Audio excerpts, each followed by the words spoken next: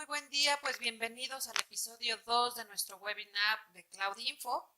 Y en esta ocasión vamos a abordar un tema muy importante que son los componentes que intervienen en una plataforma digital actualizada. La agenda del día de hoy va a ser pues temas de transformación digital que ha sido muy mencionado en el mercado. Cómputo en la nube, que también ya es un tema conocido, pero vamos a ahondar un poco más en el tema. ¿Por qué utilizar estas soluciones en la nube? La seguridad de estas soluciones. ERP, ¿qué es y por qué usarlo? El tema de cómo elegir un ERP que siempre pues ha sido una constante duda que tenemos cuando vamos a hacer una evaluación de una plataforma como esta. Vamos a hablar acerca de los proyectos de consultoría de implementación con plataformas ERP, nuestra metodología de implantación y vamos a tener una sección de preguntas y respuestas para ustedes. Continuamos con el episodio 2 de nuestro webinar y como mencionaron mis compañeras, vamos a tocar temas que se refieren a los componentes que integran una solución de estas, ¿no? Vamos a empezar hablando con un concepto que se llama transformación digital, que seguramente ustedes lo han escuchado. Y lo que queremos es un poco aterrizarlo, ¿no? O sea, se dicen muchas cosas de la transformación digital, qué tanto es cierto, qué tanto no es cierto, es una moda o no es una moda, en fin. La transformación digital, como nosotros la entendemos, es un cambio de paradigma en la organización, aplicando la tecnología digital en todos los procesos con el objetivo de mejorar la organización y mejorar sus resultados. Esto es lo opuesto a algunas empresas en donde los directivos de la empresa piensan de la siguiente manera. Ellos dicen, bueno, si esto llevo haciéndolo de esta manera durante 25 años y me ha funcionado, ¿por qué lo tengo que cambiar? Esa es exactamente la partida opuesta, ¿no? La idea es que sí necesitamos cambiar porque el entorno de negocios ha cambiado, la competencia ha cambiado, los márgenes han bajado, en fin, hay muchas variables que si no hacemos las cosas de manera diferente, difícilmente podremos conseguir nuestros objetivos. La transformación digital es una manera, es un medio para acercarnos al modo ideal de trabajar y de llevar nuestros procesos en la época actual. ¿Qué se necesita para lograr la transformación digital de una empresa? Pues, en pocas palabras, necesitamos transformar la organización y su cadena de valor. Necesitamos fomentar la cultura digital, es decir, las herramientas digitales sí ayudan. Las herramientas digitales no son simplemente gadgets que la tecnología nos empuja para que las compremos y gastemos. O sea, realmente sí hay componentes de la cultura digital que nos pueden ayudar a mejorar y hacer mejor nuestros procesos. Pero, de la misma manera, necesitamos mejorar las competencias del equipo humano mediante procesos de formación. Es decir, la transformación digital no es magia y no por comprar una computadora o comprar un software o comprar un sistema, etcétera, se va a dar. De hecho, la participación del equipo humano es un factor importantísimo sin el cual no se puede dar la transformación digital. Otra cosa también es que necesitamos destinar los recursos necesarios, tanto humanos como tecnológicos y financieros. Entonces, la transformación digital se debe planear y se debe presupuestar, se debe saber cuánto necesitamos invertir para hacer qué. Y una vez que esté determinado, pues obtener la autorización del consejo y poder hacer la inversión necesaria. También el personal tiene que estar dispuesto a cambiar su zona de confort en beneficio de la organización y partiendo del aprendizaje. Y esto es importante porque las personas, por su naturaleza humana, pues tienden a permanecer en su zona de confort, en hacer lo que les gusta, como siempre lo han hecho. Es difícil aprender cosas nuevas o cambiar lo que estoy haciendo, etc. Pero si no estamos dispuestos a cambiar, entonces difícilmente podemos lograr los objetivos. Y finalmente, pues adaptar el organigrama de la compañía para el nuevo paradigma. Si en el nuevo paradigma cambian los procesos de la empresa para mejorar mediante la utilización de herramientas digitales, pues entonces quizá, no necesariamente, pero quizá haya que también adaptar el organigrama para esos nuevos procesos que estaríamos realizando. El segundo componente es el cómputo en la nube, ¿no? ¿Qué es el cómputo en la nube? Bueno, básicamente una definición sería utilización de infraestructura de cómputo, es decir, los servidores, los equipos que guardan las aplicaciones y guardan las bases de datos, el almacenamiento de estos datos, la energía respaldada, etcétera, todo esto, utilizarlo a través de Internet, en contraposición a tener en mi oficina los servidores, el almacenamiento, la energía respaldada, las barreras de seguridad, los enlaces de alta velocidad para poder compartirlo con las obras, etc. Entonces, en vez de que yo invierta y tenga todo eso en mi oficina y tenga un equipo de gente que esté encargado de estar cuidando todo esto, no, la idea es rentarlo, no comprarlo. Y rentarlo realmente sale mucho más barato a la larga que comprarlo. ¿Por qué pensar en soluciones en la nube? Bueno, en primer lugar, existe una tendencia mundial innegable a mover las aplicaciones de cómputo de las oficinas de las empresas a los servicios de hospedaje. Los servicios de hospedaje son otorgados por proveedores especializados como Amazon Web Services, que es el número 1 a nivel del mundo, como Azure, que es la plataforma de Microsoft para soluciones en la nube. Kio es un ejemplo de un proveedor de hospedaje mexicano y existen muchos otros, ¿no? Estas empresas han hecho inversiones muy cuantiosas y han logrado entonces volúmenes de escala impresionantes para abatir lo que nos costaría a nosotros rentar esas instalaciones en la nube. Pero, ¿por qué se están cambiando las empresas en la nube? ¿Cuáles son los beneficios que se obtienen? Bueno, los beneficios son muchos.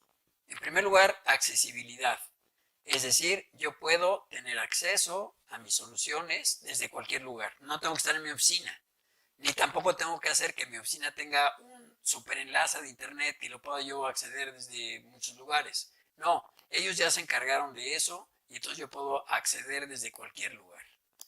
Para sus empresas es particularmente importante porque esto garantiza que puedan tener acceso a la solución desde las obras.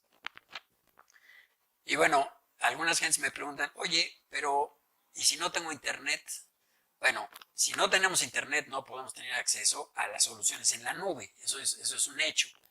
Entonces, hay diferentes maneras de tener acceso a internet. A veces parecería como que no hay acceso a internet, pero hay múltiples mecanismos de múltiples prestadores de servicio para que podamos tener acceso a internet y por lo tanto acceso a nuestras aplicaciones.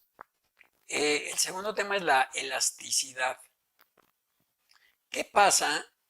Comentamos en el episodio pasado que las constructoras y las instaladoras tienen un volumen de obra variable y por lo tanto un número de usuarios variable. ¿Okay? Y comentábamos que eso puede representar un problema en temas de licenciamiento. Bueno, pero también en temas de infraestructura, ¿no?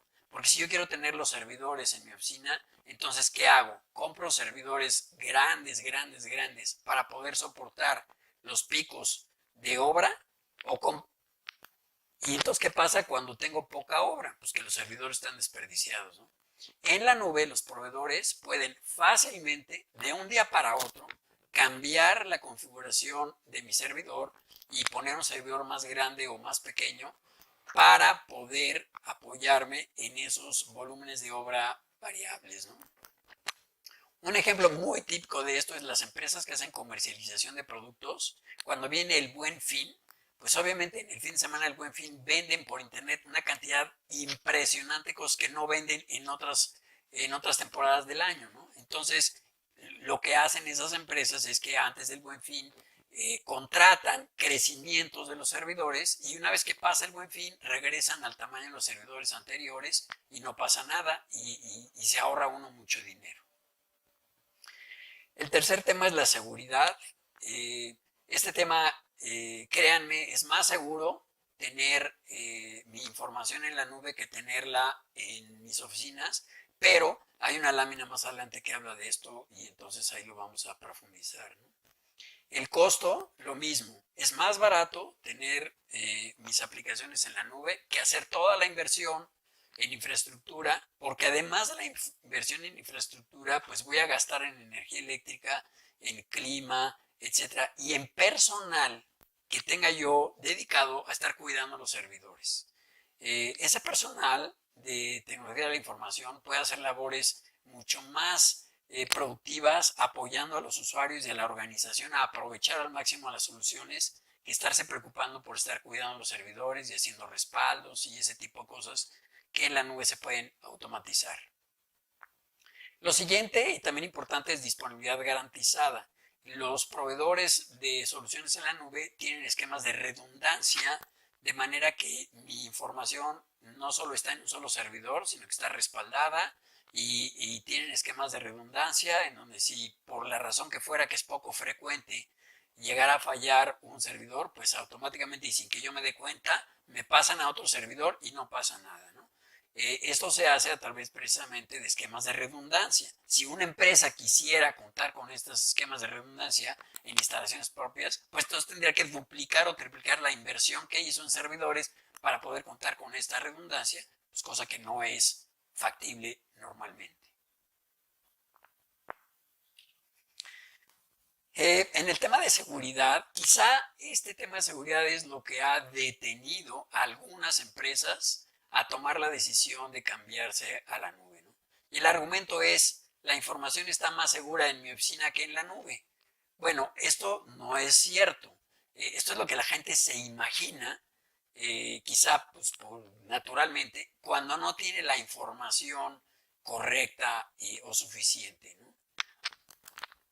Algo que podemos mencionar es que cada vez son más frecuentes los casos de ataques conocidos como ransomware a nuestras instalaciones, a nuestros servidores, a nuestra información. Yo personalmente conozco 2 casos de constructoras en donde un día levantan el teléfono y me hablan y me dicen, oye, Rafael, ¿qué crees que nos pasó? Nos encriptaron la información de nuestra base de datos y nos están pidiendo pagar un rescate en bitcoins para que nos otorguen los pasos para poder desencriptar la información.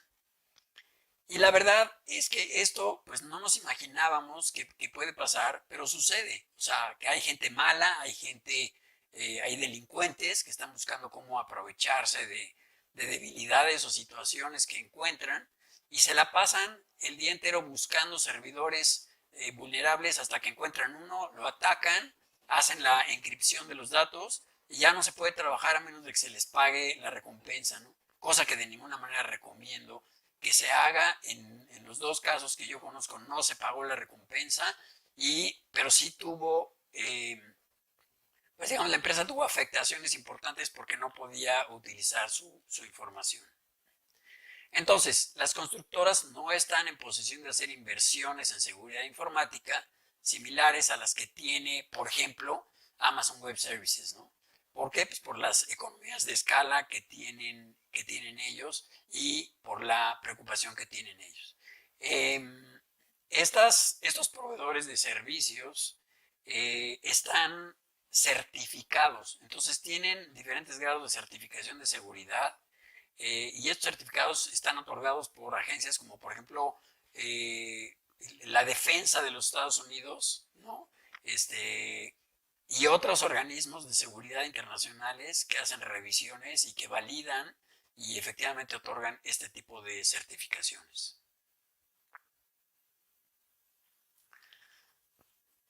Los servicios de hospedaje aseguran su infraestructura, los servidores, el almacenamiento, etcétera, contra acceso no autorizado. Por ejemplo, muchos de ellos no divulgan en dónde están localizados sus data centers. O sea, no se sabe dónde están. Se sabe que están en una región de un país, pero no se sabe físicamente en dónde están, ¿no? Y aparte de que no sabe dónde están, pues tienen vigilancia extrema, verdaderamente extrema, para impedir que ninguna persona que no está autorizada tenga acceso a las instalaciones, ¿no? También están protegidos contra interferencias, contra robo, contra incendios, contra inundaciones, contra interrupciones de energía. Pues, por decirlo de una manera, están protegidos contra todo lo que puede pasar. El siguiente componente que vamos a analizar es precisamente los famosos ERPs, ¿no? Entonces, vamos a empezar por definir qué es un ERP. Y esta definición está un poco larga, pero vale la pena analizarla paso a paso.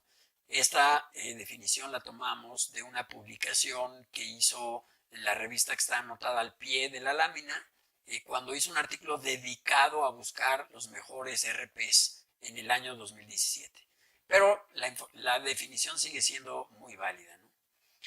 Un ERP es una solución de software modular. Entonces, bueno, pues es un software.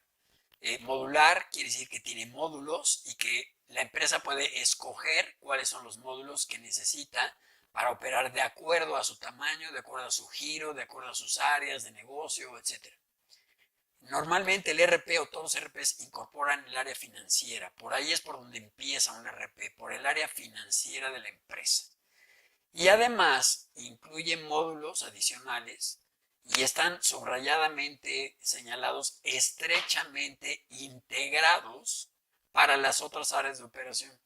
Estrechamente integrados quiere decir que cualquier información que se registra en cualquiera de las áreas de la empresa, entonces se difunde a través del ERP, se almacena en la base de datos y se comparte con todas las áreas de la empresa. Y esto evita precisamente que se den islas de información y que cada área tenga su propia información y su propio sistema, etcétera, porque si el sistema está integrado, pues garantiza la operación de toda la empresa en su conjunto, ¿no? Entonces las áreas, bueno, pues pueden ser la cadena de suministro, todo lo que tiene que ver con materiales, gestión de inventarios, control financiero de obras, lo que en inglés se denomina project accounting, gestión de servicios de mantenimiento en campo, por ejemplo. Las empresas de aire acondicionado, por ejemplo, tienen flotillas de personas que hacen mantenimientos y tenemos módulos que hacen la gestión de ese tipo de servicios. La parte de inteligencia de negocios o Business Intelligence o BI que ustedes han escuchado, que son los tableros de indicadores, y adicionalmente otros módulos para giros específicos. Entonces, resumiendo, pues un ERP es software, es modular, es integral y une a todas las áreas de la empresa. Ahora, ¿por qué usar un ERP? Bueno, en primer lugar, porque un ERP me va a dar elementos de los que hablamos para toma de decisiones en tiempo real. ¿Okay? Con un ERP puedo tener una visión global de toda la empresa, actualizada diariamente, actualizada cada minuto, en tiempo real, para abordar las inquietudes en forma proactiva y poder impulsar mejoras. Eficiencia mejorada a través de una experiencia de usuario común en muchas funciones y procesos de negocios gestionados. Si yo tengo múltiples sistemas, entonces tengo que tener múltiples capacitaciones de múltiples personas para hacer las cosas de manera diferente en diferentes sistemas. Si tengo un ERP que abarca toda la empresa, pues es una plataforma estandarizada y entonces la experiencia del usuario es la misma y la capacitación se aprovecha, se comparte conocimiento, etc. También mejora el cumplimiento financiero con los estándares regulatorios y reduce riesgos. ¿Okay? Entonces, tener una plataforma única y centralizada me garantiza una visibilidad del rendimiento financiero de la empresa. Lo que decíamos, ¿no? Es lo que yo necesito para vigilar que mi empresa vaya caminando bien, que cada una de las obras vaya caminando bien, cada una de las áreas vaya caminando bien, cada una de las personas vaya caminando bien. Desde un nivel consolidado hasta las transacciones individuales. Es decir, puedo yo obtener información a muchos niveles diferentes. Puedo obtener información a nivel de un grupo de empresas con estados financieros consolidados, puedo obtener información a nivel de empresa, puedo obtener información a nivel de área, a nivel de obra, a nivel de concepto, a nivel de partida, es decir, a nivel de todos los detalles. Esta gráfica es interesante, fue publicada por una revista, ahí también tienen ustedes la liga en internet. ¿Por qué las empresas adquieren un ERP? ¿No? Los porcentajes que se ven en las diferentes barras no suman 100 porque las empresas pueden tener más de una de las razones y pueden contestar en más de una de las razones de por qué invirtieron en un ERP, ¿no? La más importante es obsolescencia de hardware y software. Entonces, ustedes se pueden autopreguntar, ¿no? Si el hardware y el software que tienen pues realmente están a la altura de sus necesidades, realmente están a la altura de la competencia del día de hoy, si realmente les da la información que ustedes necesitan, si cumple con los objetivos que ustedes tienen, ¿no? La segunda razón es integración de procesos y eso es también lo que dijimos que es una de las principales características de un ERP. No podemos tener diferentes sistemas en diferentes áreas, incomunicados, aislados, con información inconsistente. En un lado me dicen una cosa, en otro lado me dicen otra, etc. Entonces, integración de procesos es la segunda razón más importante. Luego, resolver problemas de procesamiento de pedidos. Quizá aquí yo generalizaría, y diría resolver problemas de procesamiento de diferentes tipos de procesos, ¿no?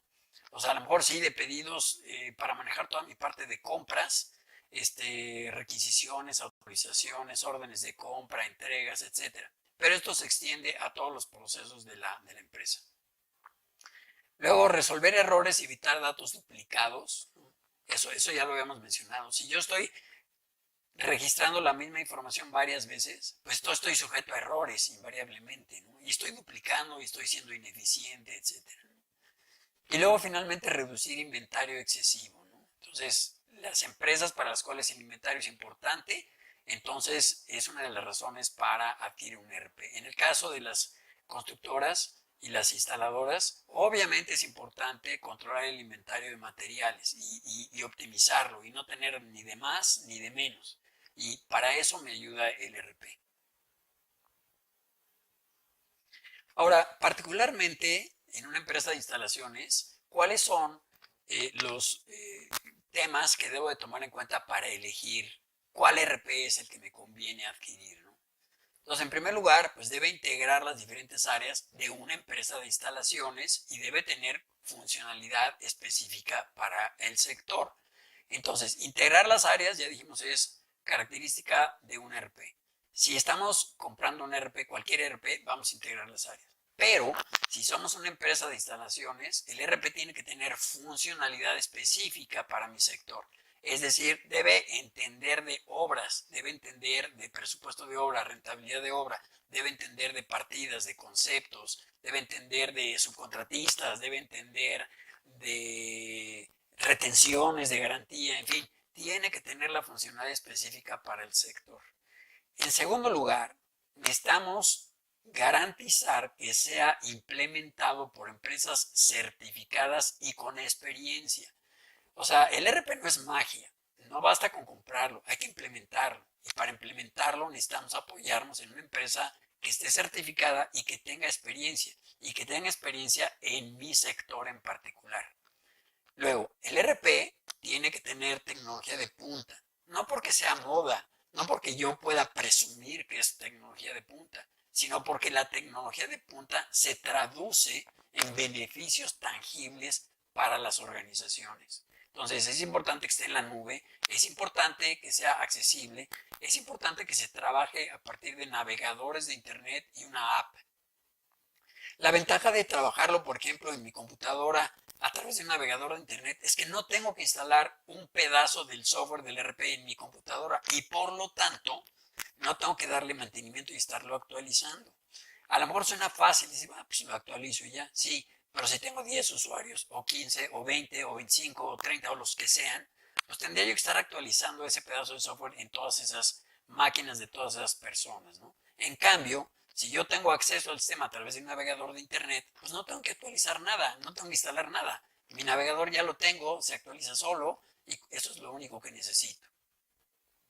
El sistema tiene que ser flexible y escalable.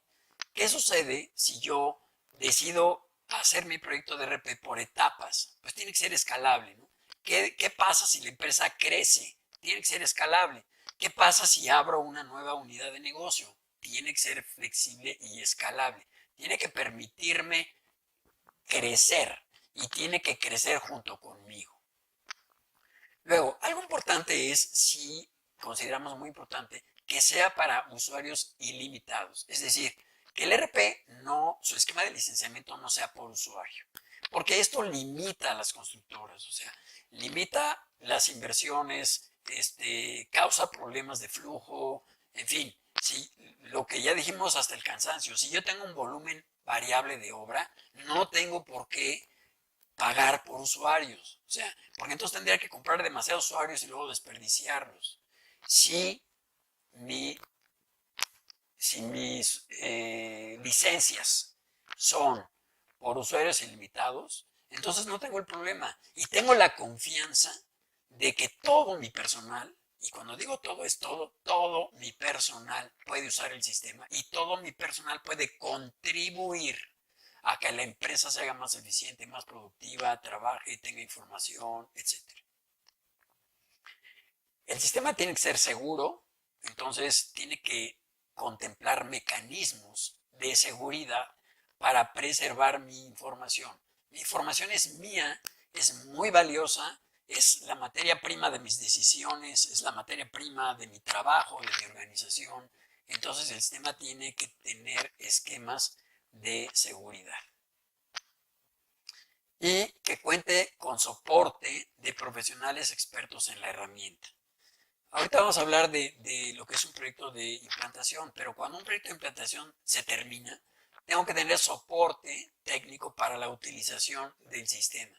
Y el soporte pues tiene que ser otorgado por profesionales que conozcan muy bien la herramienta, que estén actualizados, que estén certificados y que conozcan mi giro, que conozcan mis procesos de negocio.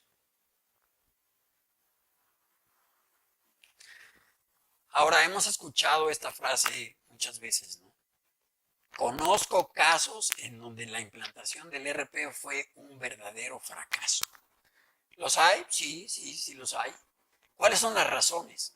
Hay varias, o pueden ser algunas de las que mencionamos aquí, ¿no?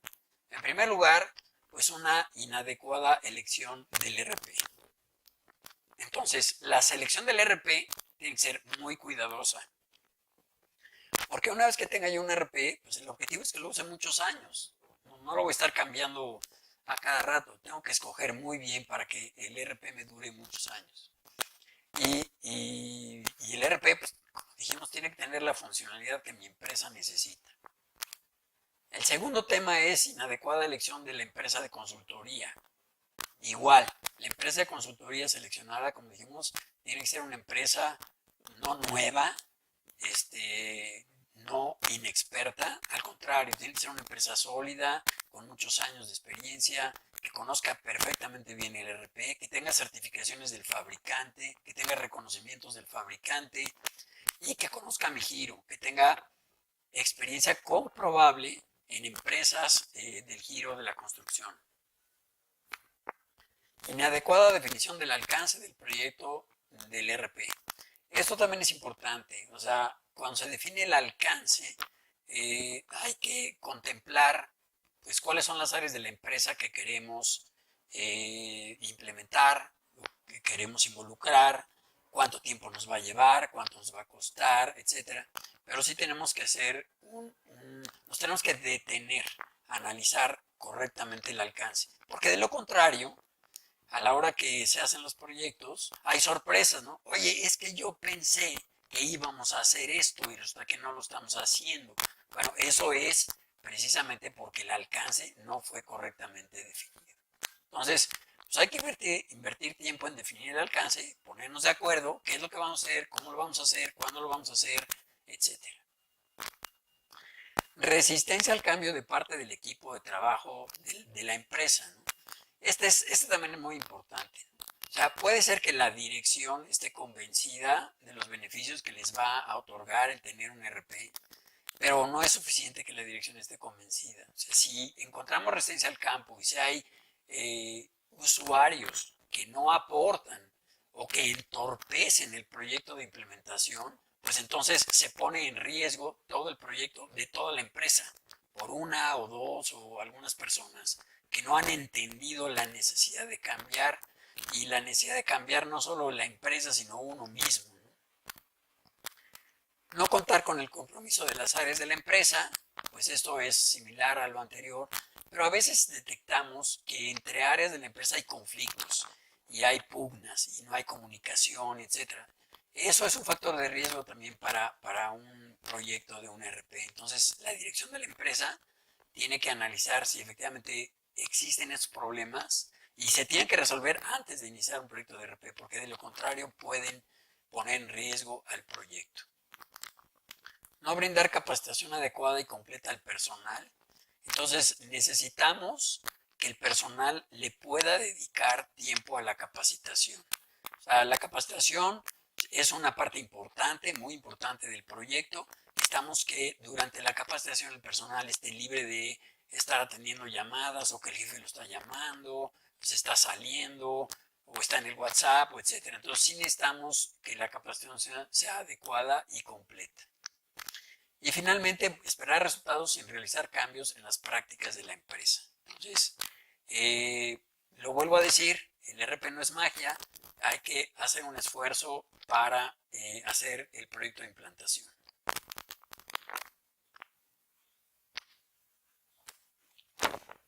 Lo cual nos lleva precisamente a hablar del proyecto de consultoría de implantación. Puedo decir 1000 palabras sobre la importancia que tiene el proyecto en la consecución de los objetivos de la empresa. Pero esas 1000 palabras tienen que resonar, tienen que entenderse. El proyecto de consultoría de implantación es quizá la pieza más importante para el éxito de un proyecto. Un proyecto de implantación es un conjunto de actividades que se realizan en forma conjunta entre la empresa de consultoría y la empresa que está adquiriendo el RP. No es responsabilidad única de la empresa de consultoría, es una responsabilidad compartida.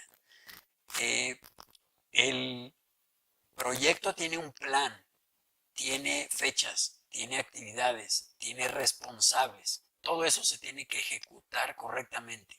De la misma manera que ustedes ejecutan una obra correctamente, este proyecto, una obra es un proyecto, una implantación es un proyecto, el proyecto tiene actividades y se tienen que ejecutar correctamente.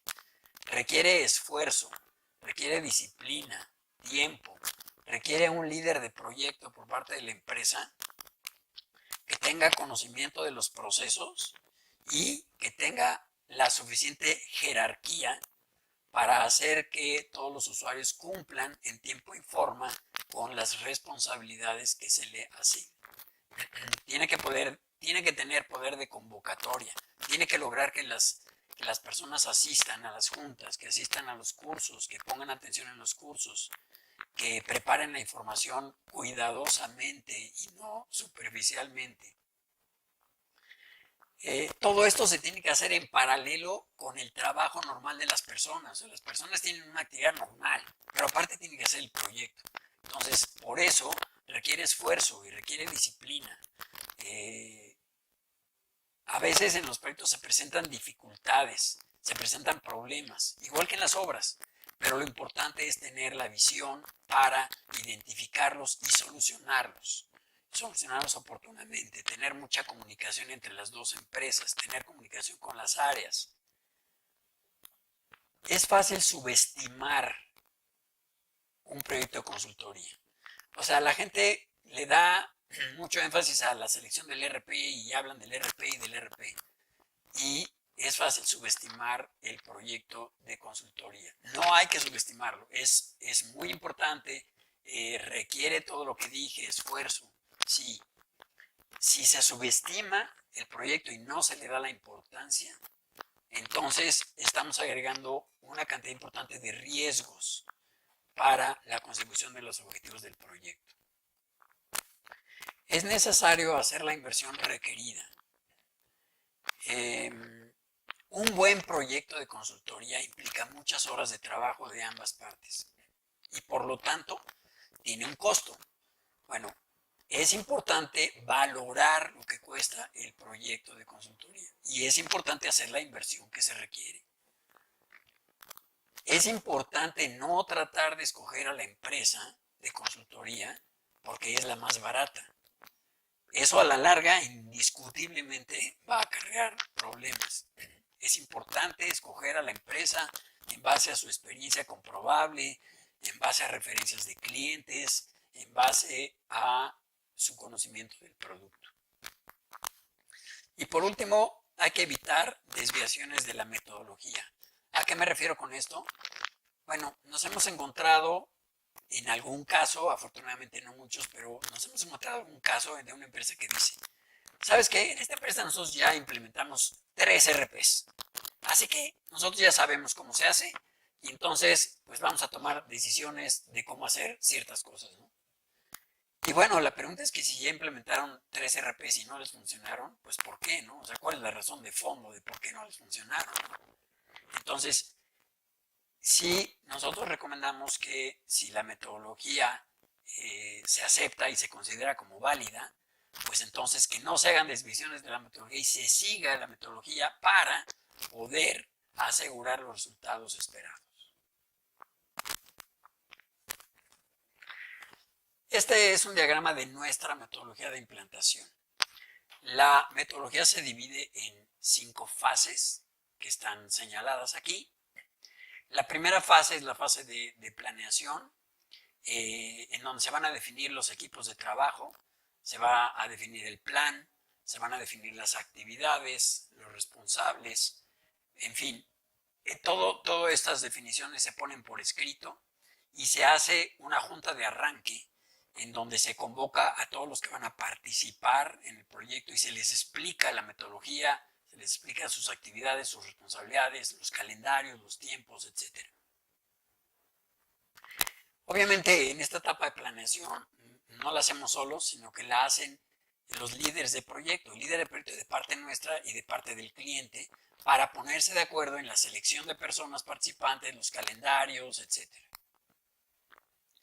En la segunda etapa hacemos juntas de análisis por área para conocer las particularidades de los procesos de negocio que se tienen en las diferentes áreas, para conocer sus necesidades, para conocer su problemática, para conocer cuáles limitaciones tienen hoy en día, para conocer cuál es la información que producen, cuál es la información que requieren.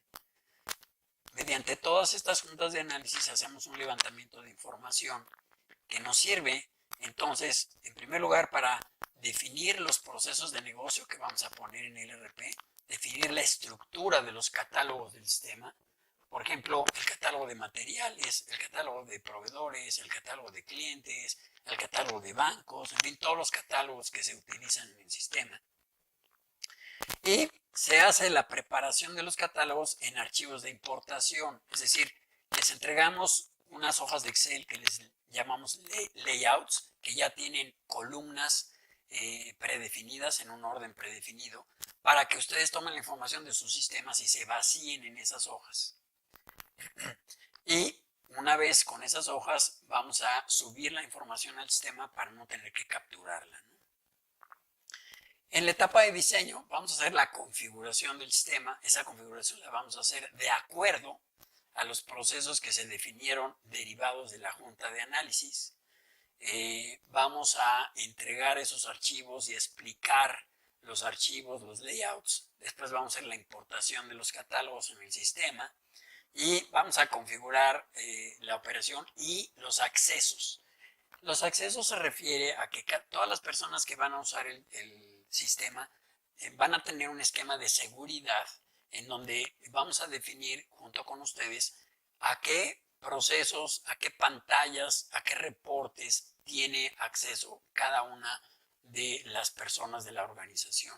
Para esto conformamos lo que se llaman roles, que son como puestos o papeles que juegan las personas en los procesos. Y, por ejemplo, por decir, si el departamento de contabilidad tiene 3 personas, bueno, pues definimos un rol que se llama contador y entonces ese rol lo aplicamos a las diferentes personas.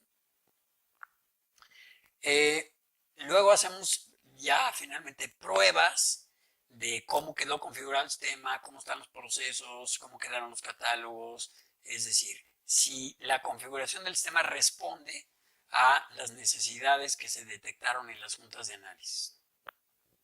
En la cuarta etapa, que se llama implantación, empezamos con la capacitación del personal. O sea, el sistema ya tiene la información de sus catálogos, por lo tanto tiene información con la que están ustedes familiarizados y la capacitación se facilita cuando la hacemos con información con la que los usuarios están familiarizados. Hacemos la capacitación en lo que denominamos una base de datos de pruebas para que los usuarios puedan hacer ejercicios de captura, de registro, de transacciones, etcétera, sin temor a equivocarse y sin temor a echar a perder nada, porque es una base de datos de prueba, no es la base de datos real de producción de la empresa. Una vez que termina la batería de cursos de capacitación, lo que se hace es la preparación de saldos iniciales, también en unas hojas de Excel, en unos layouts, y estos saldos iniciales son, por ejemplo, pues las facturas de proveedores que tenemos abiertas, que no hemos pagado, las facturas de clientes que están abiertas, que no nos han pagado, las existencias de materiales en los diferentes almacenes de obra, el saldo en bancos, etcétera. Todo eso se prepara en las hojas, se hace la importación de saldos iniciales y a continuación se hace el arranque de operaciones. Es decir, se empieza a trabajar ya las transacciones de la vida real de la empresa en el sistema. Notarán ustedes que aquí no se menciona la palabra paralelo.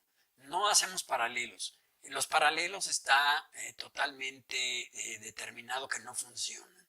Porque si tratamos de utilizar el sistema anterior y el nuevo al mismo tiempo, la gente invariablemente le va a dar preferencia al sistema anterior porque es el que conoce, porque es el que se siente cómodo, porque es donde puede consultar información histórica, etc. Y entonces el sistema nuevo nunca se actualiza y el paralelo se alarga, se alarga, se alarga y entonces es frustrante, etc. Aquí lo que hacemos es que una vez que definimos la fecha de arranque y se preparan y se cargan los saldos iniciales, ese día de arranque todas las operaciones se registran en el nuevo sistema. Para hacer esto, se tiene presencia física de nuestros consultores en la empresa para apoyar a los usuarios para que puedan resolver cualquier duda o cualquier inquietud que tengan en estos días iniciales. Normalmente el arranque coincide con el principio de un mes y entonces digamos que el sistema empieza a operar a partir de ese mes y los primeros días del mes están los consultores físicamente en el arranque. También hacemos un soporte de cierre de mes, es decir, procesamos todo un mes. Los primeros días es con presencia física, los siguientes días es con apoyo remoto y al final de mes regresan los consultores para hacer el apoyo al cierre de mes. Se hace el cierre de mes de todos los módulos, se obtienen todos los reportes, se analizan, etcétera.